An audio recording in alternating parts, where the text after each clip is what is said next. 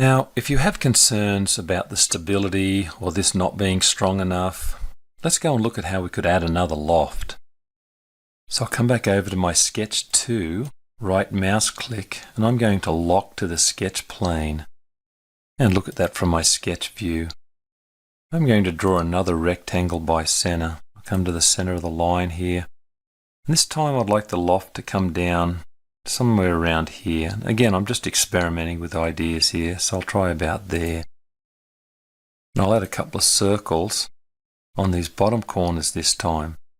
Let's make that 8 and 8. I'll turn off the lock. I'll spin it around. Now I'll come back and look at my sketch in the other direction.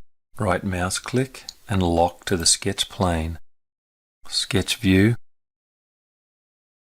And I'll add a couple of circles on these corners. Let's just make that 8 also. And 8 there. Now let's add a loft using those 4 new circles. 1 high, 1 low, 1 high, 1 low. Come to my options, closed extend and preview.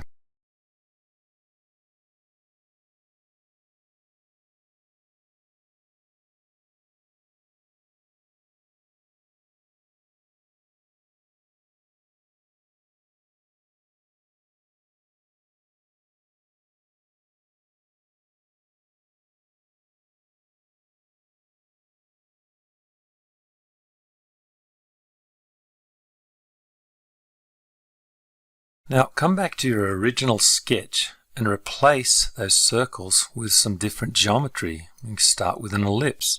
I've done it on those 4. Let's come back and lock to this view, and we'll put ellipse by center over here also. Make those 8 tab 4, 8 tab 4. So now I have ellipses on all those corners. So then I can come back to the Loft command, start 1 high, 1 low, 1 high, 1 low. Close extent option and preview. Come back to our Loft command again, 1 high, 1 low, 1 high and 1 low.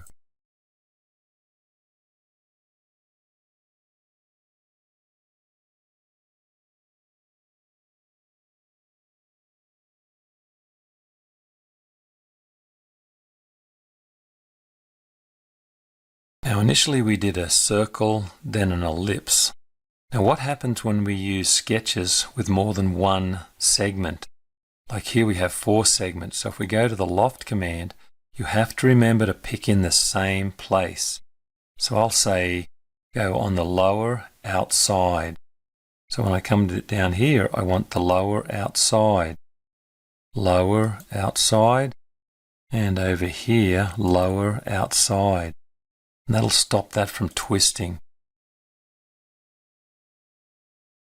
And so go ahead and do the other one just the same way.